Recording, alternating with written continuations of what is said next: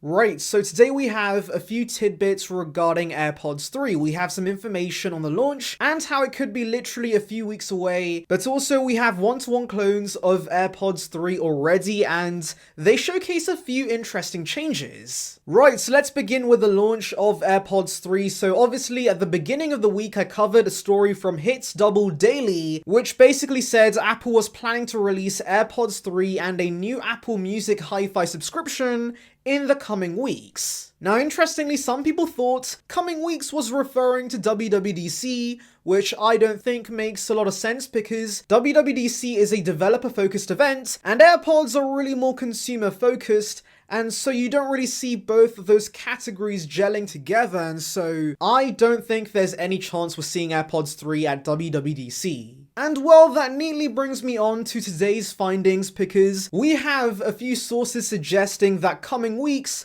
literally does mean coming weeks because there is a chance we could see AirPods 3 drop in May via press release alongside the introduction of Apple Music Hi-Fi. Now, I did suggest this in my initial video, and this makes the most sense to me because, number one, Apple has pretty much been releasing every new version of AirPods via press release for the last few years. In fact, apart from the original back in 2016, every major AirPods release has been a press release. Even when they had the opportunity to release it at an event, they literally chose to do a press release, and so Apple doing one for AirPods 3 doesn't seem completely absurd. But also number two, AirPod sales are slowing down. Now, of course, this is kind of expected because, of course, when a market matures and literally everyone has AirPods, obviously the demand is going to be lower, but also Apple has not updated AirPods in a long time. In fact, AirPods 2 was released back in 2019,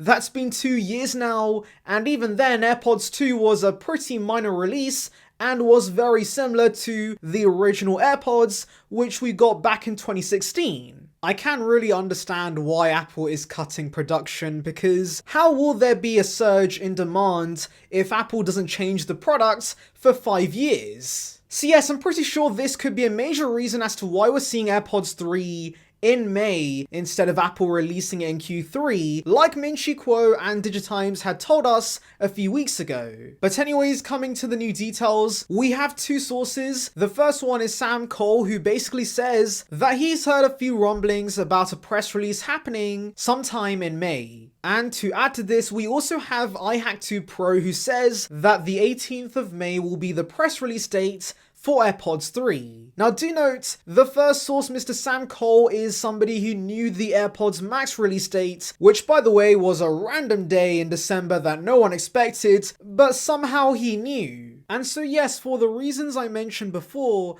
I do agree with these sources and I do think they might be right. And by the way, regarding the date that iHack2 Pro provided, it does make sense because Apple has traditionally given us event invites and press releases on a Tuesday. So yes, I do agree it could be on the 18th of May. We'll just have to wait and see, but yeah, I'm pretty stoked for AirPods 3 and I can't wait for them to launch. In terms of the one-to-one clones we already have of AirPods 3, they don't show us a lot of new things because the design has been leaked into oblivion. We have so many images, which again is another reason why I think the release is near. But anyways, in this video by Everything Apple Pro, the key things to note are number one, the stem is slightly taller on AirPods 3 than AirPods Pro, but it's roughly the same size. But number two, the case is now much smaller than AirPods 2 and AirPods Pro. One more thing to note, the hybrid design that we heard about in the leaks where you could use silicon tips with AirPods 3 if you want, well, unfortunately that is not the case. These are much like AirPods 2 in that they have a universal fit, which won't appeal to everyone.